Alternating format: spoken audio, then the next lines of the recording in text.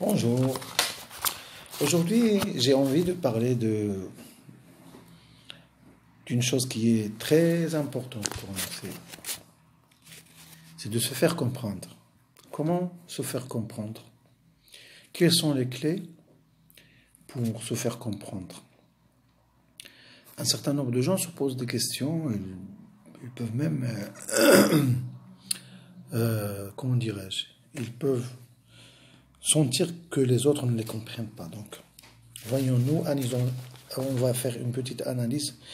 Comment réussir notre discours, notre communication avec les autres pour se faire comprendre. Là, il y a 6 clés intéressantes, à mon avis, qu'il faut respecter et qu'on peut tester pour nous faire comprendre. La première des choses, c'est de considérer que les autres n'est pas un clone de moi. C'est-à-dire qu'il n'a pas le même vécu, il n'a pas le même passé, les mêmes expériences.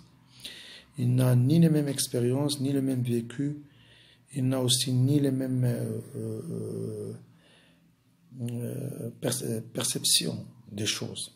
Donc, lorsque nous communiquons, nous rêverions que les autres puissent nous comprendre, tout simplement. Ce n'est pas forcément ce que nous expérimentons. Nous vivons dans une période où nous avons beaucoup de modes et de moyens de communication, mais on a l'impression que la communication ne se fait pas comme on le veut. Donc, il s'avère difficile de communiquer, d'être entendu, d'être compris. Dans cette intervention, je veux vous donner des clés que vous allez pouvoir tester si vous voulez que les autres puissent vous comprendre. Je vous invite donc à ne pas démarrer quoi que ce soit, aucune conversation sans se poser la première chose. La plus importante, c'est avant de démarrer cette discussion, il ne faut pas oublier que les autres ne sont pas toi, ne sont pas moi. Les autres sont différents, ce ne sont pas des clones de nous. Parce que les personnes que vous côtoyez, vous avez en face, devant vous, ils n'ont pas la même expérience, le même passé, le même vécu. Donc ils n'ont pas les mêmes croyances aussi. On a souvent l'impression que les autres pensent comme nous. Donc l'autre, c'est pas moi. Il faut tout simplement, la première clé, c'est que l'autre, c'est pas moi. Donc il faut se la poser du premier coup. La deuxième clé, c'est que il faut positiver son intention, bien sûr, la clarifier.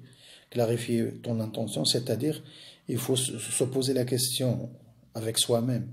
Pourquoi je parle? Est-ce que je parle pour montrer que je connais, que je suis connaisseur, que je suis intellectuel, pour que les autres se taisent, pour que cette discussion aboutisse à une victoire personnelle?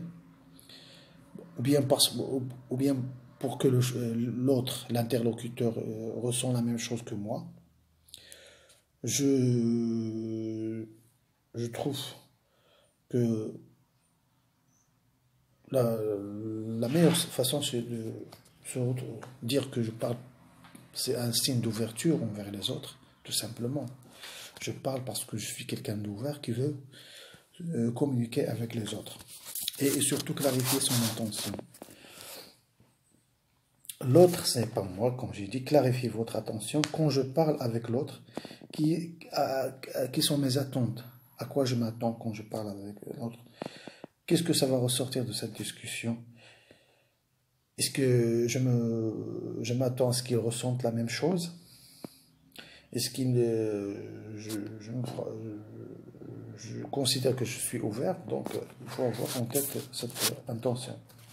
La troisième clé, c'est il faut partir de vous-même, de ce que vous ressentez. Si vous pointez du doigt les défaillances des autres, il ne va pas comprendre. C'est-à-dire, si on est en train de parler avec quelqu'un, on pointe du doigt ses défaillances, il ne va pas comprendre tout simplement parce qu'il ne se voit pas agir de la façon dont vous le décrivez ou vous le soupçonnez. Donc il est très difficile de reconnaître pour une personne les torts qu'il a.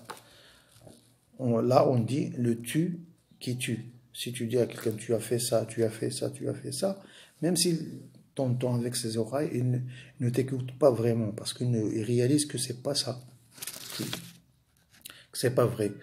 À part, bien sûr, si on a affaire à quelqu'un en veille spirituelle qui va reconnaître que c'est vrai, j'ai commis cette erreur, je reconnais mes torts, etc. Mais en général, les gens sont régis par leur ego. Et il ne va pas être sensible au tu. Donc si on utilise ce tu, il n'a pas la même perception que toi. Vous parlez de solution, donc il faut utiliser le je. La première personne du singulier, je pense, je crois, à mon avis, je vous invite, j'ai l'impression que, etc. Donc, tout d'abord, priorisez et faites part de vos ressentis. Ça va être plus authentique comme relation et ça va être plus clair comme relation.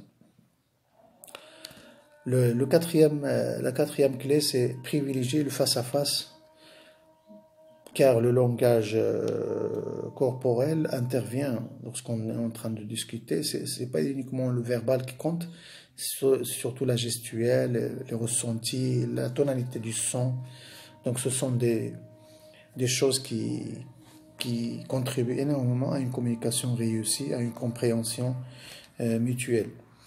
Donc le langage non verbal est très important, il ne laisse pas de place à l'interprétation, à l'opposé des textes email ou bien une lettre ou bien une communication téléphonique. Donc il faut bannissez l'écrit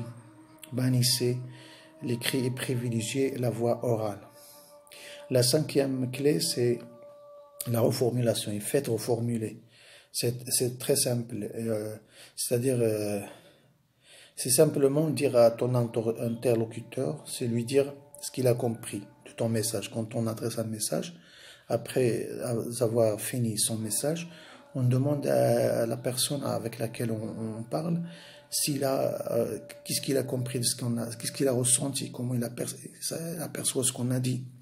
Il faut lui laisser surtout une liberté de compréhension. Donc lui dire ce qu'il a compris de son message, de mon message, ou comment il reçoit ce que je viens de lui dire. Il faut tout simplement laisser la place à l'autre pour avoir la preuve qu'il a compris. Ou si vous allez vous apercevoir contre ce que... Parce que sinon, il y a toujours une distance importante entre ce que vous allez vous apercevoir contre ce que vous avez l'intention de dire, ce que vous avez réellement dit, ce que l'autre a entendu, ce qu'il a interprété et ce qu'il avait dit, et de ce qu'il vous redit. Il y a un espace incroyable, un espace énorme. C'est très intéressant. Donc, c'est pas grave de répéter et de demander à la personne de reformuler ce qu'il a compris. Enfin, la sixième position, il faut recommencer si on n'a pas, si on a l'impression que l'autre n'a pas compris ou si d'après ce qu'il a reformulé il n'a pas compris. Il ne faut pas dire que j'en ai assez. Il faut tout simplement recommencer et vous dites en fait c'est pas ce que c'est pas ce que je voulais te dire et je vais reformuler. Le seul moyen donc de vous faire comprendre avec quelqu'un ou par quelqu'un, c'est de lui demander de reformuler. C'est la même chose qu'avec nos enfants, par exemple. À la maison, parfois, on a l'impression qu'on a été super clair, mais dès qu'ils recommencent, les enfants, de refaire les mêmes bêtises, là, on se rend compte qu'on n'a pas on n'a pas été compris. Mais dès qu'ils recommencent, c'est la reformulation qui va nous sauver la mise. Et donc, c'est une chose très importante. Sixièmement et dernière clé, c'est de lâcher l'idée ou l'exigence d'être compris, tout simplement, ou l'attente.